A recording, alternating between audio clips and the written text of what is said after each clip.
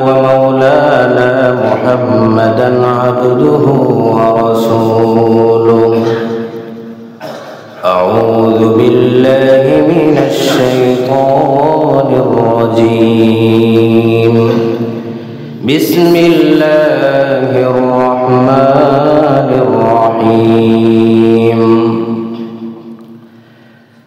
والذين يكنزون الذهب والفضة ولا ينفقونها في سبيل الله فبشرهم بعذاب أليم وقال رسول الله صلى الله عليه وسلم أنفق يا ابن آدم أنفق عليك أو كما قال عليه الصلاة والسلام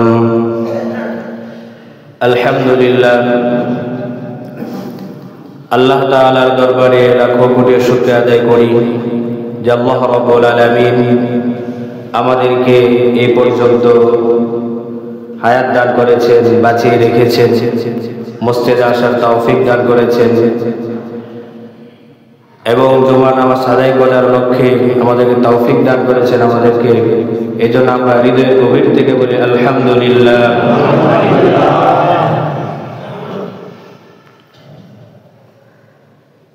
আমরা এমন একটা সময়ে বসবাস করছি, ইমানের হালতে থাকা, আমলের মধ্যে থাকা খুবই কঠিন, খুবই কঠিন। ইচ্ছা করলেই থাকা যায় না, ইচ্ছা করলেই আমলের মধ্যে থাকা যায় না। মন চায় যে আমল করি কিন্তু হয় না, মন চায় তাহাজ্জুদ নামাজ পড়ার জন্য কিন্তু শেষ পর্যন্ত পড়াই হয় না। মন চায় যে ডেইলি কোরআন তেলাওয়াত করি কিন্তু তারপরেও পড়া হয় না। এই শয়তান, আমাদের চিরশত্রু শয়তান এবং দুনিয়ার মহব্বত মায়া জালে আমাদেরকে এমনভাবে আটকে রেখেছে, সেখান থেকে বের হওয়ার চেষ্টাও করি। যদি চেষ্টা করতাম তাহলে হয়তো আল্লাহ তাআলা রহমত দান করতেন, তৌফিক দান করতেন। কারণ আল্লাহ রাব্বুল আলামিন বলেন, বান্দা যখন চেষ্টা করে তখন আল্লাহ তাআলা তার জন্য অনেক রাস্তা খুলে দেন। কিন্তু সেই চেষ্টা করার মতো মন মেজাজ আমাদের তৈরি হয় না। যদি চেষ্টা করি, চেষ্টাও করা হয় না। রাসূলুল্লাহ সাল্লাল্লাহু আলাইহি ওয়াসাল্লাম বলেছেন,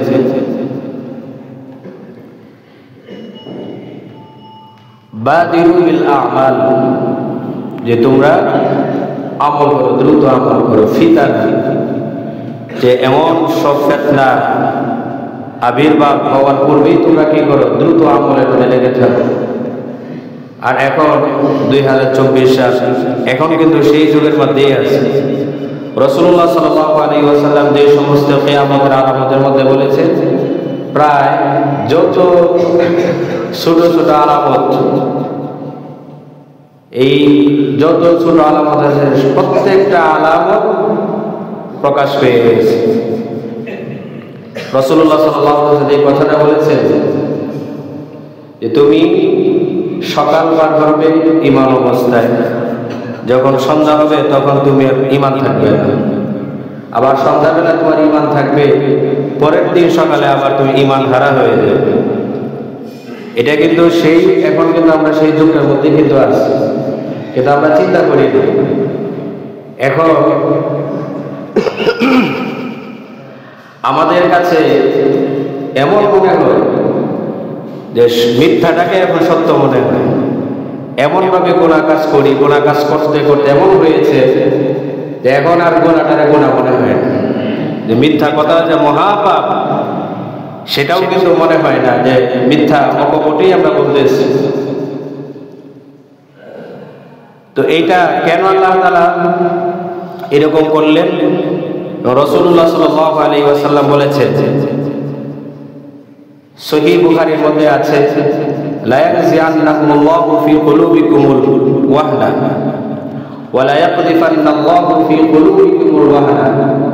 আর তোমরা এই বেআমলের কারণে, কোরআন এবং হাদিস থেকে দূরে থাকার কারণে আল্লাহ তাআলা এক সময় তোমাদের অন্তরে ওয়াহান মেরে দিবেন।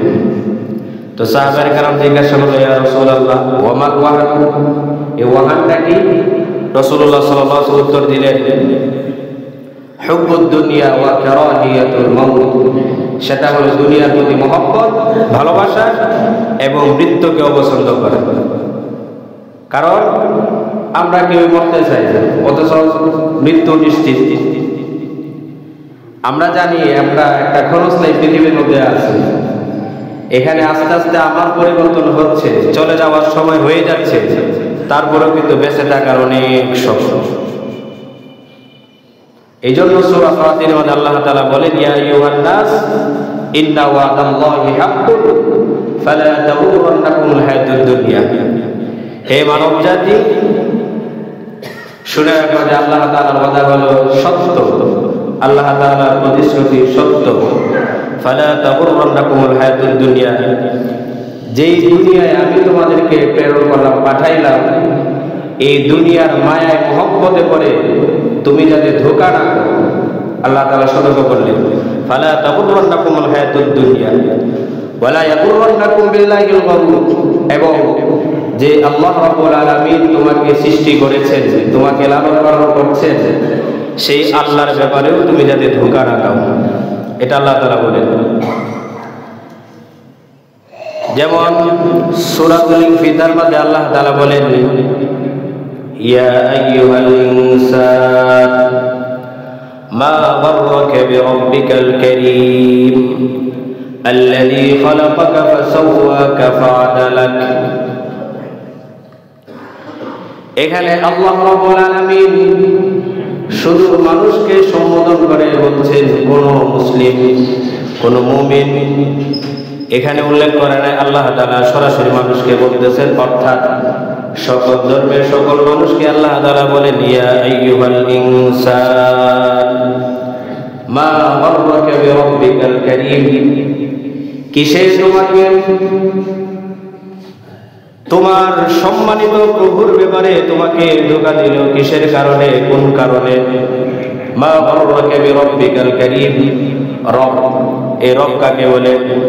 রব এমন একজন সত্তাকে বলা হয় যে সত্তা জন্মের শুরু থেকে নিয়ে জীবনের শেষ পর্যন্ত যিনি লালন পালন করেন, তিনি হচ্ছে রব। সেই রবকে তুমি কিভাবে ভুলে গেলে? আল্লাযী খালাকাকা, যিনি তোমাকে সৃষ্টি করেছেন, ফাসাওয়াকা, যিনি তোমাকে শুধু সৃষ্টি করেন নাই, তোমাকে সুসংহত সুন্দর করে আকার আকৃতি দিয়ে তোমাকে সৃষ্টি করেছেন। এরপর আল্লাহ তাআলা বলেন, ফাসাওয়াকা ফাআদালাক, এরপরে তোমার অঙ্গ প্রত্যঙ্গ, তোমাদের শরীরের প্রত্যেকটা অঙ্গ প্রত্যঙ্গকে এমন ভাবে তিনি সৃষ্টি করেছেন যেখানে যেই অঙ্গটা স্থাপন করা দরকার সেখানে আল্লাহ তাআলা স্থাপন করলেন। ফাসাওয়াকা ফাআদালাক ফি আইয়ি সূরাতিন মা শাআ রাক্কাবাক। এরপর আল্লাহ রাব্বুল আলামিন তোমাদের চেহারা, ছবি, আকার, আকৃতি তিনি এমন ভাবে সৃষ্টি করেছেন, তিনি যেমন চেয়েছেন সেভাবেই তোমাকে সৃষ্টি করলেন। এই জন্য সূরাতুল 3 মধ্যে আল্লাহ তাআলা বলেন, লাকাদ খালাকনাল ইনসানা ফি আহসানি তাকওয়িম, অবশ্যই আমি মানুষকে সুন্দরতম আকার আকৃতি দিয়ে সৃষ্টি করেছি, সবচেয়ে সুন্দর। আসমান, জমিন, চন্দ্র, সূর্য, গ্রহ, নক্ষত্র, আমরা যা কিছু দেখি, সকল সৃষ্টি থেকে মানুষকে আল্লাহ তাআলা আশরাফুল মাখলুকাত হিসেবে সৃষ্টি করেছেন। আমরা অনেক সময় বলে থাকি, তুমি তো চাঁদের মতো সুন্দর না, চাঁদের চেয়েও মানুষ কিন্তু সুন্দর।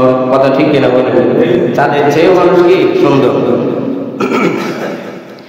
এই সুন্দর কখন হবে? এই সুন্দর তখনই হবে যখন একটা মানুষের মধ্যে ঈমান থাকে, আমল থাকে। ঈমান যদি না থাকে, আমল যদি না থাকে, তাহলে সে কিন্তু বাহ্যিক দৃষ্টিতে কিন্তু মানুষ, আসলে সে কিন্তু মানুষ না। যেমন আয়াতের মধ্যে আল্লাহ তাআলা বলেন, লাহুম কুলুবুল লা ইয়াফকাহুনা বিহা ওয়া লাহুম আ'য়ুনুল লা ইউবসিরুনা বিহা ওয়া লাহুম আযানুল লা ইয়াসমাউনা বিহা উলাইকা কাল আনআম বাল হুম আযাল। এখানে আল্লাহ রাব্বুল আলামিন বলেন, আমি মানুষের মধ্যে কিছু আমি বৈশিষ্ট্য দান করলাম। একটা হলো মানুষকে আমি অন্তর দিলাম, দৃষ্টি শক্তি দিলাম, শ্রবণ শক্তি দিলাম। এগুলো কেন আমি তাকে দান করলাম? এই জন্য এটাকে আমি দান করলাম যাতে সে ভালো মন্দ বুঝতে পারে। ভালো মন্দ বোঝার তৌফিক একমাত্র আল্লাহ তাআলা মানুষকে দান করেছে, অন্য কোনো প্রাণীকে দান করেন নাই। সকল প্রাণীকেই দান করছেন, কিন্তু তার জীবন চলার ক্ষেত্রে যতটুকু প্রয়োজন ততটুকু দান করেছেন। আর মানুষকে যতটুকু পরিমাণ জ্ঞান দান করেছেন, ইলম দান করেছেন, যে ইলমের কারণে তাকে শরীয়তের হুকুম আহকাম বিধিবিধানগুলো মেনে চলতে হবে। ইচ্ছা করলেই হবে না। যদি কেউ মানে, যদি চলে, আল্লাহ রাব্বুল আলামিন বলেন সেই হলো সবচাইতে আশরাফুল মাখলুকাত, সেই হবে সবচাইতে সুন্দরতম মানুষ, খাঁটি মানুষ। আর যার ভিতরে এই গুণগুলো থাকবে না, এক নাম্বার কি, যখন তার মধ্যে ঈমান থাকবে না, আমল থাকবে না, আল্লাহ রাব্বুল আলামিন বলেন তখন সে হয়ে যায় পশুর মতো। সে কিসের মতো হয়ে যায়? পশুর মতো হয়ে যায়। উলাইকা কাল আনআম, আল্লাহ তাআলা বলেন বরং তার চেয়ে বেশি সে নিকৃষ্ট হয়ে যায়।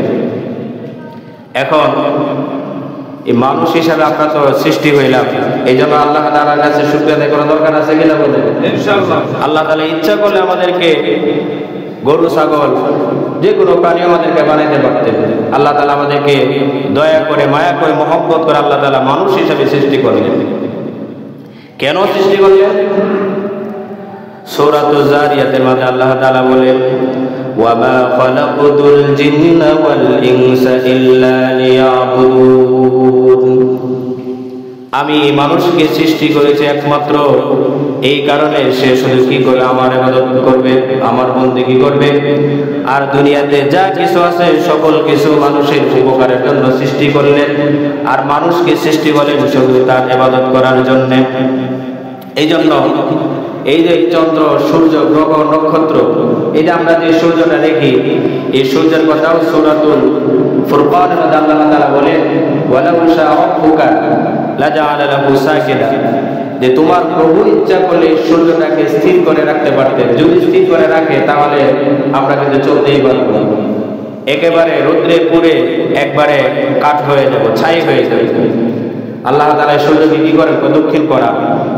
কিন্তু মানুষ কি করে? বলে কি করে? চিন্তা ফিকির করে। এখন আল্লাহ তাআলা মানুষকে সৃষ্টি করেছেন কিছু হুকুম আহকাম বিধিবিধান নিয়ে। একটা মানুষ সে নিজের মন মতো চলতে পারবে না। একজন ইমানদার মানুষ ঈমান এনেছে, সে আলাদা হয়ে গেল। আল্লাহ তাআলা মানুষকে সৃষ্টি করলেন। এই মানুষ সৃষ্টিতে অনেক মানুষ আছে, অনেক ধর্মের, অনেক মতের মানুষ আছে, কিন্তু যারা ঈমান আনে, ঈমান এনেছে, তাদেরকে আল্লাহ তাআলা আলাদা করলেন, যে তারা হয়েছে কি আলাদা। এবং ঈমান আনার সাথে সাথে আল্লাহ তাআলার হুকুম আহকাম মানাটা তার জন্য কি ফরজ হয়ে যায়। কিন্তু আমরা বর্তমান ঈমানটা আছে নামে মাত্র, কিন্তু কাজে কর্মে কি নাই, কোনো আমল করি।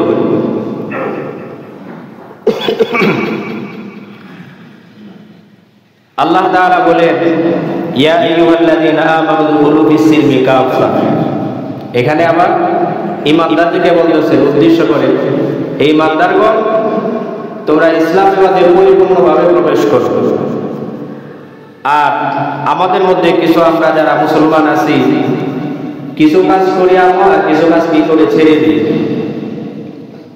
যেটা আমাদের সুবিধা হয় এই কাজটা করি, যেটা অসুবিধা হয় এটা আমরা কি করে ছেড়ে দিই। যেমন দেখা যায় একটা মানুষ ঈমান আনার পরপরই তার উপর কি নামাজ ফরজ হয়ে যায়।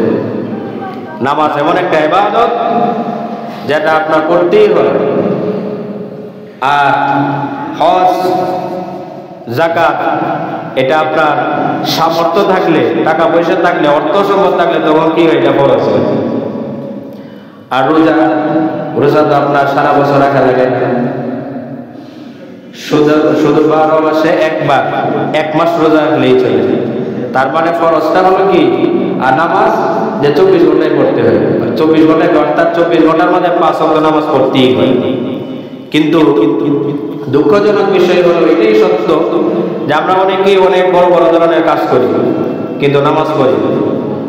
আসলে এরকম অনেক বড় বড় দেখা যায় আমরা দান সদকা করি, মসজিদ মাদ্রাসা আমরা দান সদকা করি, কিন্তু আমরা কি করি না, নামাজ পড়তে চাই না। মনে করি যে দান করলাম 1 লাখ টাকা 2 লাখ টাকা, নামাজ না পড়লেও চলবে। এই দান আমাকে কি করবে, জান্নাত পর্যন্ত নিয়ে যাবে। দান করার কারণে সে সব পাবে, কিন্তু নামাজ না পড়ার কারণে সে জান্নাতে ঢুকতে পারবে না। দুনিয়ার সব কাজেই করছে, ভালো কাজেই করবে, কিন্তু রাসূলুল্লাহ সাল্লাল্লাহু আলাইহি ওয়াসাল্লাম বললেন নামাজ বেহেশতের চাবি, as-সালাতু মিফতাহুল জান্নাহ। জান্নাতে যাবে, জান্নাতে যায় দেখে যে বিশাল বড় তালা লাগানো। কি ব্যাপার আল্লাহ, আমাকে তো তুমি তো জাহান্নামে দেও নাই, এই তো জান্নাতের কাছাকাছি চলে আসে, এখন তো দেখি তালা লাগানো, তুমি কি নামাজ পড়ছো? না, নামাজ তো পড়ি না। তাহলে ঠিক আছে, দাঁড়ায় থাকে ফেরেশতা, ফেরেশতা জান্নাতের জানালাগুলো খুলে দিও, আর শুধু তাকায় দেখবে।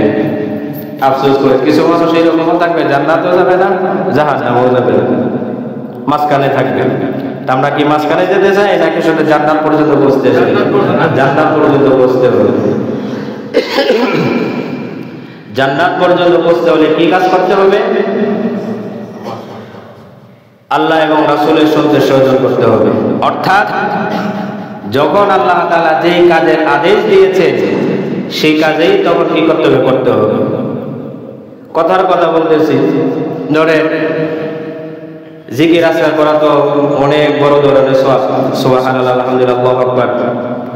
এখন দেখা যায় আপনি রাস্তায় জিকির করতেছেন, এখন দেখা যায় রাস্তায় কি করলো, একজন অ্যাক্সিডেন্ট হয়ে মারা যাচ্ছে, রোড অ্যাক্সিডেন্ট হয় না, আপনি চোখের সামনে এরকম হয়ে গেছে যে গাড়ির সাথে ধাক্কা খেয়ে লোকটা পড়ে গেল, মানে আপনি জিকিরই করতেছেন, তখন আরো জোরে জোরে জিকির করতেছেন, সুবহানাল্লাহ, আলহামদুলিল্লাহ, আল্লাহু আকবার। আল্লাহ তাআলা কি তখন আপনার জিকির কি কবুল করবে? অবস্থা, স্থান, কাল ভেদে আপনাকে ইসলামের কাজগুলো করতে হবে, তখন আপনার জিকির আল্লাহ তাআলা কবুল করবে। অনেক সময় দেখা যায়, ধরে বিশেষ করে ইমাম সাহেবের কথাই বলতেছি, যখন দটা একটা ইবাদত, দটা কি একটা ইবাদত, আমরা ফরজ নামাজ পড়ে আমরা মুখতাসার সংক্ষেপে একবারে নিচু আওয়াজে কম আওয়াজে দোয়া করা হয়। এখন আমি নামাজ পড়ে এক কাতার মুসল্লি নামাজ পাই নাই, সবাই নামাজে দাঁড়াইছে, এখন আমি জোরে জোরে চিল্লাই যদি দোয়া যদি কেউ যদি করে কই নামাজ সাহেব, তখন তার জন্য জোরে দোয়া করা যাবে না।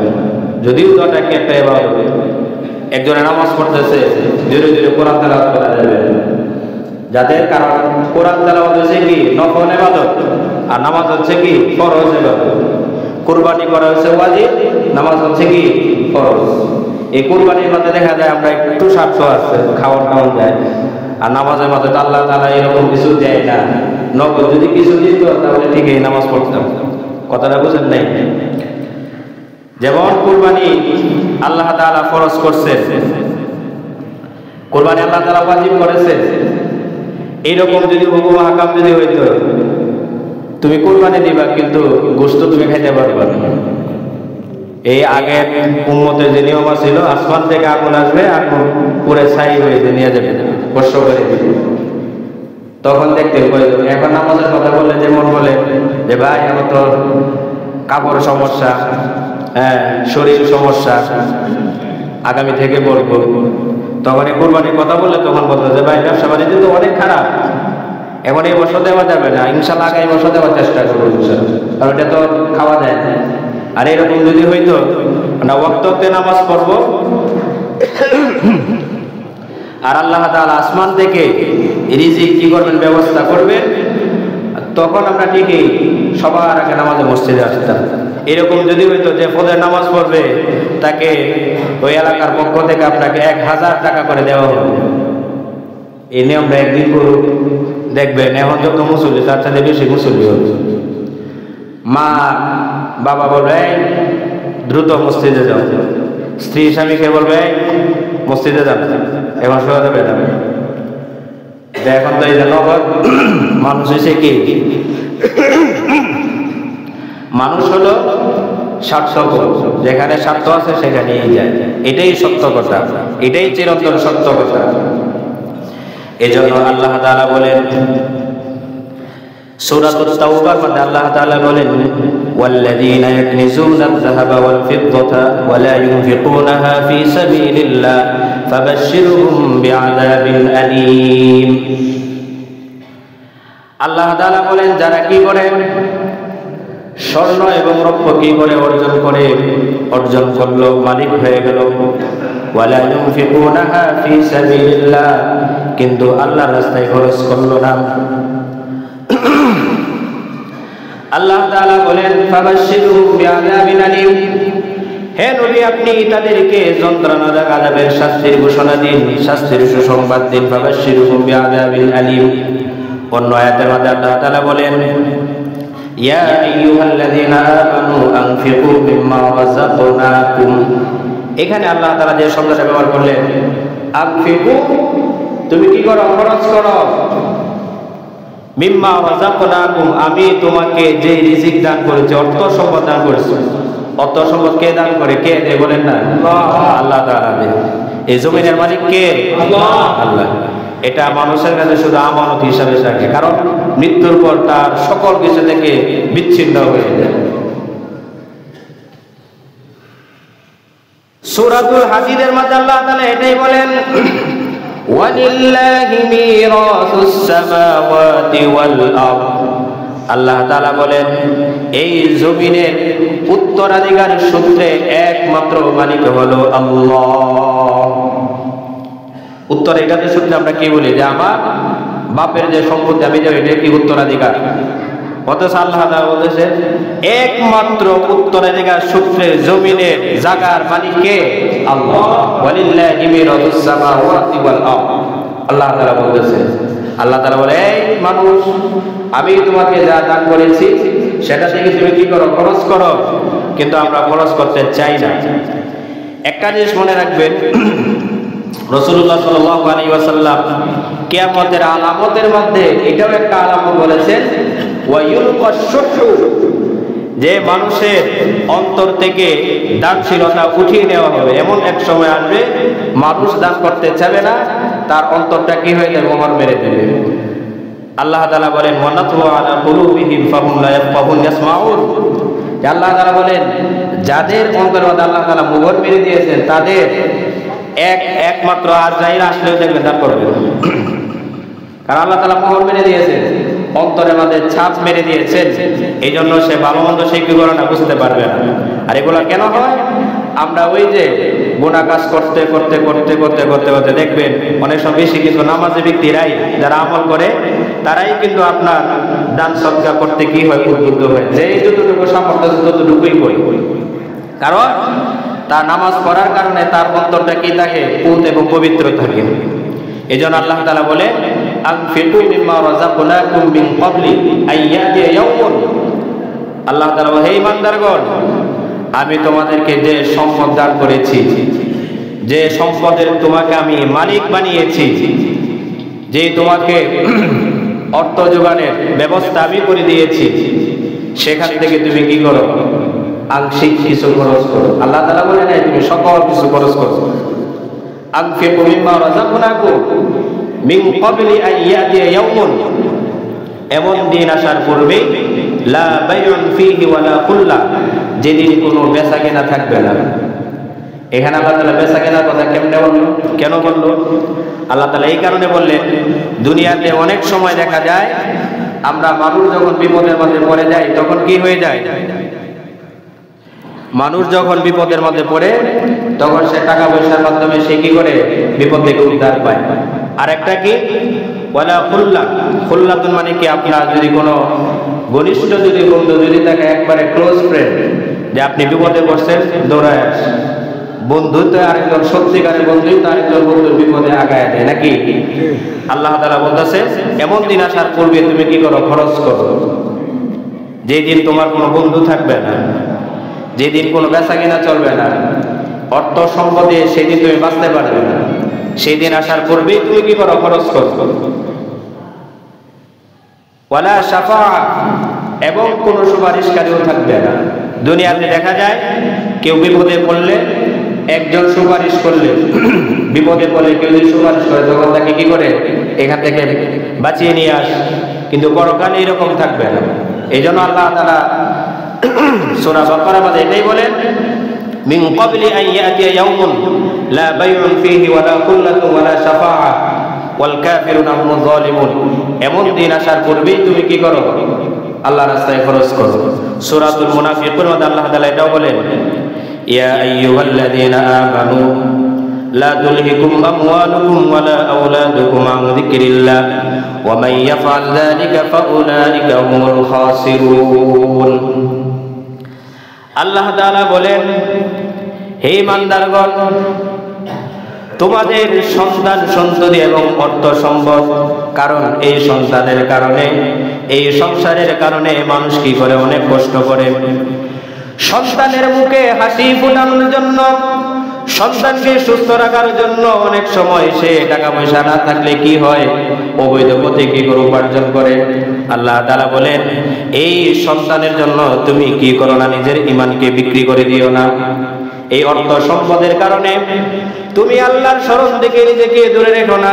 যদি রাখো, আল্লাহ তাআলা বলেন, ওয়া মান ইয়াফআল, কেউ যদি এই কাজটা যদি করে ফেলে, আল্লাহ তাআলা বলেন, ফাউলাইকা হুমুল খাসিরুন, আর ওই ব্যক্তি যে করবে তার ঠিকানা হয়ে যাবে জাহান্নাম।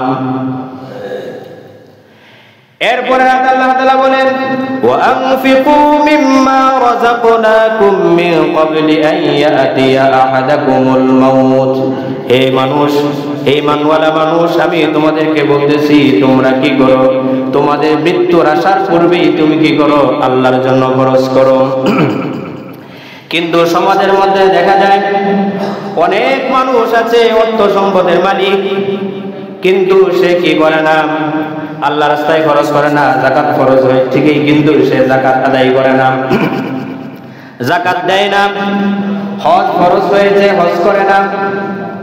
আল্লাহ তাআলা এই সমস্ত ব্যক্তিদেরকে বলেন, ইয়াউমা ইউহমা আলাইহিম ফি নারি জাহান্নাম ফাতুকওয়া বিহিম জিবাহুহুম ওয়া জুনুবুহুম ওয়া যুহুরুহুম হাযা মা কানাসতুম লিআনফুসিকুম ফাযুকু মা কুনতুম তাকনিজুন। আল্লাহ তাআলা বলেন, তুমি দুনিয়াতে যে অর্থ সম্পদ দান করেছো, আমার রাস্তায় তুমি খরচ করো নাই, এই অর্থ সম্পদগুলা আপনাকে সাপ হয়ে আপনাকে কি করবে? কবরের মধ্যে আপনাকে সবল দেবে, দংশন করবে। এরপর আল্লাহ তাআলা বলেন, ইয়াউমা ইউহমা আলাইহিম ফি নারি জাহান্নাম, জাহান্নামের আগুনের মধ্যে আপনার এই স্বর্ণরৌপ্য অর্থ সম্পদ এগুলোকে পোড়ানো হবে। পোড়ানো হয়ে আপনাকে একটি লোহার আপনার পাত বানানো হবে, এবং সেই লোহা দিয়ে আপনার কি করে? গরম করে আপনার কপালে এবং আপনার পিঠে এবং আপনার পাশে আপনাকে ছেদ দেওয়া হবে, দাগ দেওয়া হবে, জাহান্নামে দাগ দেওয়া হবে। আর বলা হবে, ফাযুকু মা বিমা কুনতুম তাকনিজুন, তুমি যেটা দুনিয়ার মধ্যে সঞ্চয় করেছো, সঞ্চয় করে রেখেছো, সেই সঞ্চয়ের ফসল এখন তুমি ভোগ করো। রাসূলুল্লাহ সাল্লাল্লাহু আলাইহি ওয়াসাল্লাম বলেছেন, মানুষ শুধু তিনটা জিনিস, শুধু মানুষের একটা হলো, মানুষ যা কি করে খায়, নিজে যেটা খায় এটাই কি তার জন্য, এবং নিজে যেটা দুনিয়াতে জীবিত থাকা অবস্থায় খরচ করলো এটাই তার জন্য থাকে। আমরা অনেক সময় মনে করি আমার মৃত্যুর পর আমার সন্তান হয়তো, আমার পরিবার হয়তো আমার জন্য খরচ করবে না। আপনার মৃত্যু হওয়ার আগে আল্লাহ তাআলা বলতেছেন, তোমার মৃত্যু হওয়ার পূর্বেই তুমি কি করো? খরচ করো। মৃত্যু হওয়ার পূর্বেই খরচ করতে হবে। আজকে দেখা যায় আমরা খরচ করার জন্য এত কৃপণতা করি, খরচ করার জন্য এত কৃপণতা করি, কিন্তু এটাও আমরা জানি যে আমি এই পৃথিবীতে আমি থাকবো। একটা মা, একটা বাবা তার সন্তানের জন্য কত কষ্ট করে, অনেক কষ্ট করে না? সবচেয়ে বেশি সন্তানের জন্য কষ্ট করে, ত্যাগ স্বীকার করে কে? তার পিতা এবং মাতা। আর সবচেয়ে বেশি কষ্ট করে তার হচ্ছে মা। এই যে মা তাকে এত কষ্ট করে লালন পালন করলো, সেই মা যখন পৃথিবী থেকে যখন চলে যায়, এই মার জন্য, এই মাতার জন্য খরচ করতেও মন চায় না। হিসাব করে দেখেন, আপনি প্রথম চাকরিতে নিয়োগ দেওয়ার আগ পর্যন্ত প্রথম কর্মস্থলে যাওয়ার আগ পর্যন্ত আপনার খরচ, আপনার খাবার দাবারের, পোশাক আশাক সকল কিছু বহন কে করেছে? আপনার আম্মা এবং আপনার আব্বা। অথচ সেই মাতার সাথে কি করে মানুষ অবাধ্য করে, মায়ের কথা শুনতে চায় না। রাসূলুল্লাহ সাল্লাল্লাহু আলাইহি ওয়াসাল্লাম বলেছেন, এটাও একটা কিয়ামতের আলামত। ওয়া আক্কা উম্মাহু, এমন একটা সময় আসবে যখন সন্তান তার মায়ের অবাধ্যতা করবে। এটাই সেই যুগ কিন্তু চলে আসছে। এরকমও শোনা যায় যে মা মায়ের গায়ে পর্যন্ত কি করে হাত তুলে না? কেমন নরমেজাজ সন্তান যে তার মায়ের দেহের মধ্যে কি করে আঘাত করে। এটা খুবই দুঃখের বিষয়। রাসূলুল্লাহ সাল্লাল্লাহু আলাইহি ওয়াসাল্লাম বলেছেন, ওয়া আক্কা উম্মাহু ওয়া আদনা সাদীকাহু, এবং ওই ছেলে ওই সন্তান কি করে তার বন্ধুকে কাছে টেনে নেয়। দেখবেন বন্ধু বান্ধবের কথাটা কি করে অক্ষর অক্ষরে পালন করে, আর পিতা মাতার কথাটা কি করে দূরে রাখে। পিতা যদি বলে এইদিকে যাও, সে যায় ওইদিকে, আর বন্ধু যদি বলে তুমি আসো, সাথে সাথে ভুল করে চলে যায়। অথচ সেই আল্লাহ রাব্বুল আলামিন সূরা আহকাফের মধ্যে বলেন, ওয়াসাইনাল ইনসানা বিওয়ালিদাইহি, মানুষকে আমি নির্দেশ দিয়েছি সে যাতে পিতামাতার সাথে ভালো ব্যবহার করে, সুন্দর আচরণ করে, পিতামাতার জন্য খরচ করে। কারণ একমাত্র তুমি যখন, তোমার অবস্থা যখন দুর্বল ছিল, তখন একমাত্র তোমার পিতামাতাই তোমাকে সেবা যত্ন করে লালন পালন করেছে। আল্লাহ তাআলা এগুলো বলে দিয়েছেন কোরআনের মধ্যে, ওয়াসাইনাল ইনসানা বিওয়ালিদাইহি হামালাতুহু উম্মুহু কুরহান ওয়া ওয়াদাতুহু কুরহান।